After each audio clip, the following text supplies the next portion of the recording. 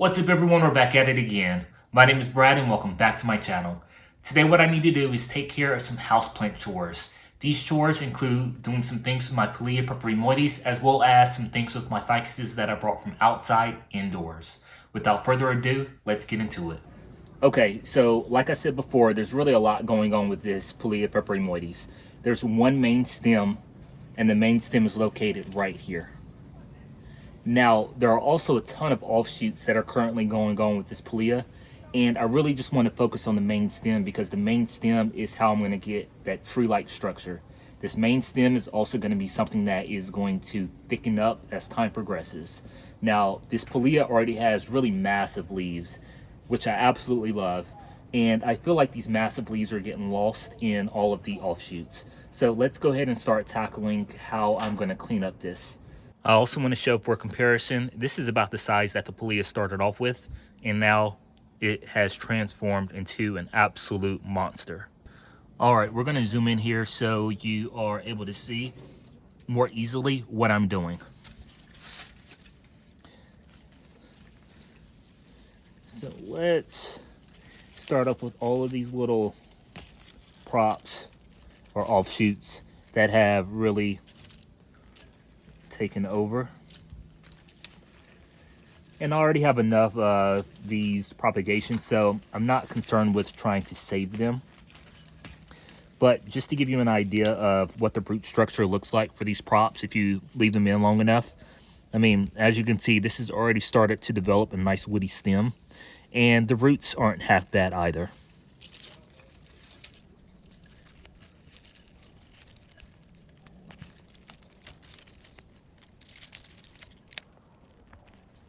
I mean, look at this.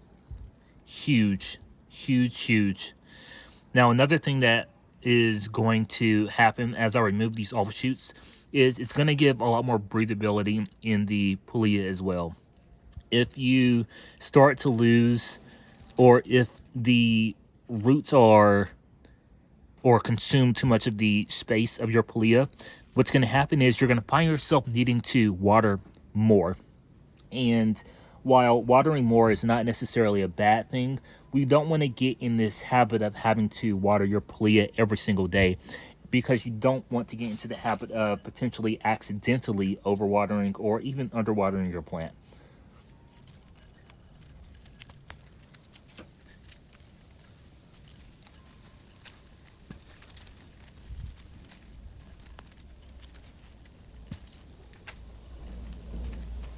I apologize for the shaky camera.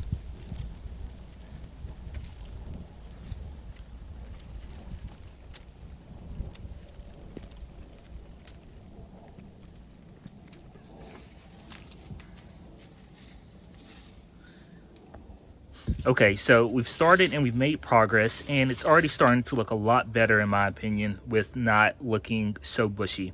Now, there are some other things that we still need to do to make sure that this Pilea is nice and well tidied up.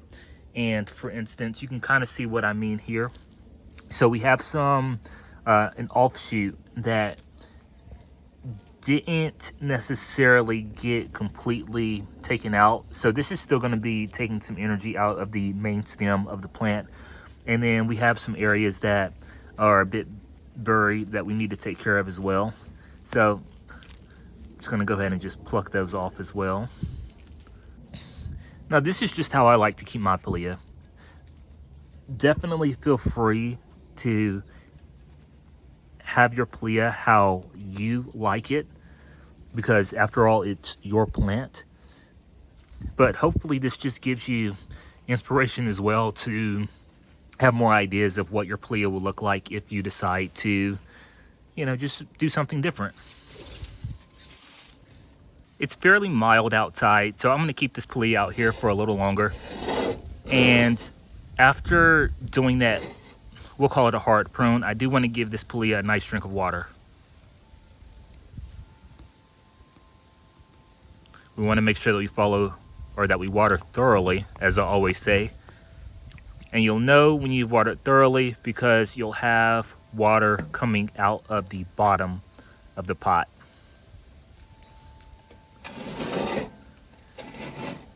As that's soaking in, You can see we have water coming down, so we've fully watered this. If you like videos like this and want to continue to see more videos about houseplant tips and tricks, or if you just want to continue to follow along in my journey of plants, please be sure to subscribe to the channel. We're really close to hitting that goal of 1,000 subscribers, and I would really love to have you along on the journey.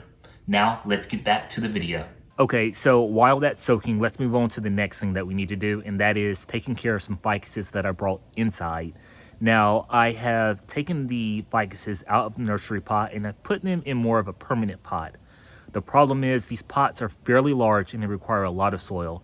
So the first thing that we need to do is we need to mix up a batch of perlite as well as potting soil so we can have a nice aerated mixture. I've already started the process upstairs and I'll show you that in a second, but let's get straight into making this mixture. So there are two things that you need in order to make a nice potting mixture for really any kind of house plant, especially the tropical house plants, and that is a potting mixture and something for aeration.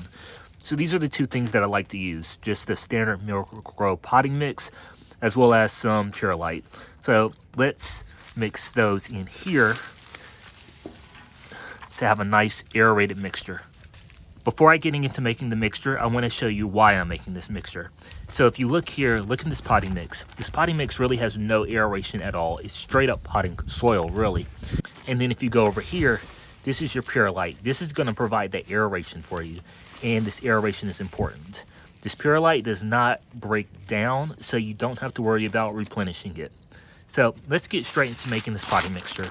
Typically, I say that you need a 50-50 mixture of potting soil and perlite. I'm gonna go a little light on the perlite. So this is probably gonna be about a 60 to 65% potting soil, with the additional 40% being perlite.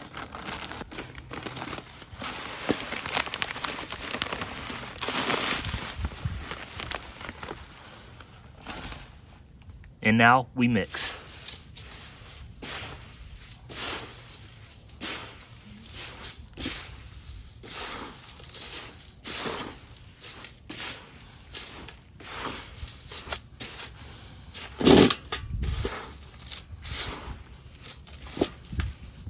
This is about the consistency that you want. Now, let's take this upstairs where I am going to finish potting one of my ficuses. So here is one of the ficuses that I've already brought from outside inside. This is my Ficus elastica Taniki. Now, this ficus was brought in about a month ago and it's doing super well. Now, you might be asking and wondering how or why is it able to do so well, even though you might not see any windows around here. And that's because I actually have two skylights. These skylights are actually what is giving this ficus enough sunlight to put on all of this beautiful new growth. And then as I tilt down, you'll be able to see what we're going for. This mixture is nice and aerated. It has a lot of that perlite and it has a lot of potting soil. And these two things have allowed for this Ficus elastica Taniki to really do really well. So don't be afraid to bring your outdoor plants inside thinking that they're not going to survive or thrive, because they will, just as long as you ensure that you're giving your plants enough sunlight and making sure that you give your plants adequate drainage. Here's the plant that we are going to pot up right now, and that is my Ficus altissima yellow gem. It's a little bare on the stem, but that will begin to fill out.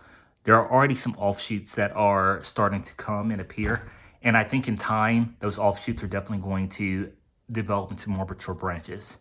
And then if we go further down, you'll see that I've already started to pot this tree up, and I really just need to top it off with that mixture that we created.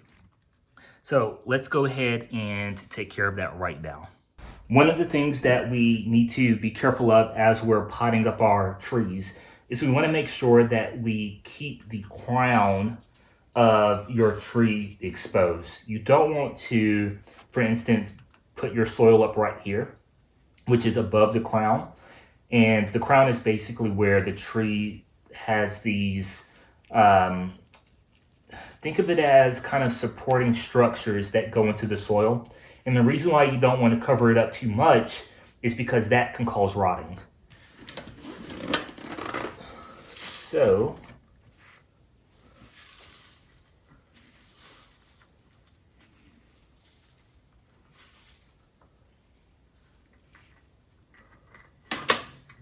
see how this looks.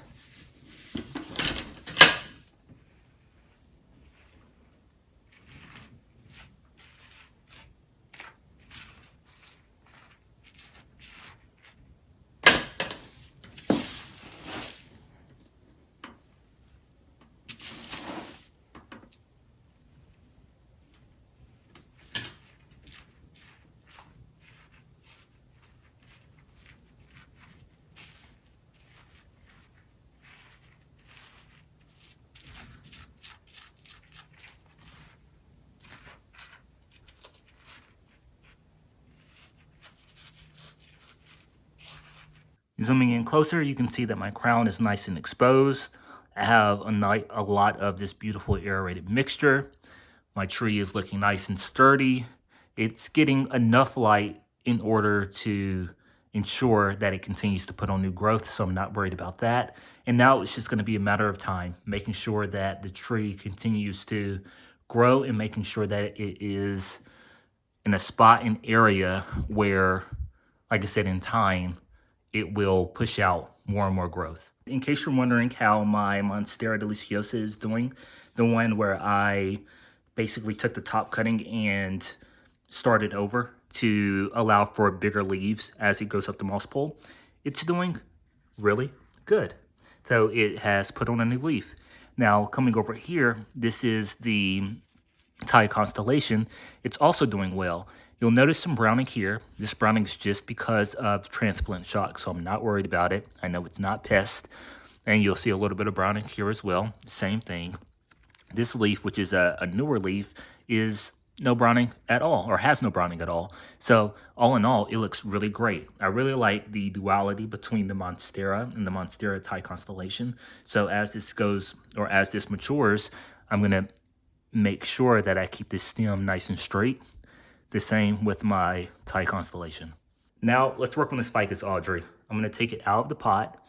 I'm gonna take some of this potting soil, put it back into this permanent pot here to where the Ficus Audrey is raised up to, let's say, maybe 2 to 3 more inches. So let's do that right now. So now that I've raised this up, I'm gonna go and make some more potting mixture so I can finish topping off this particular tree. First step, potting soil. Check. Second step, pure light. Check. Third step, let's mix this up. Mixed. Now let's take this upstairs and let's go ahead and top off our Ficus Audrey.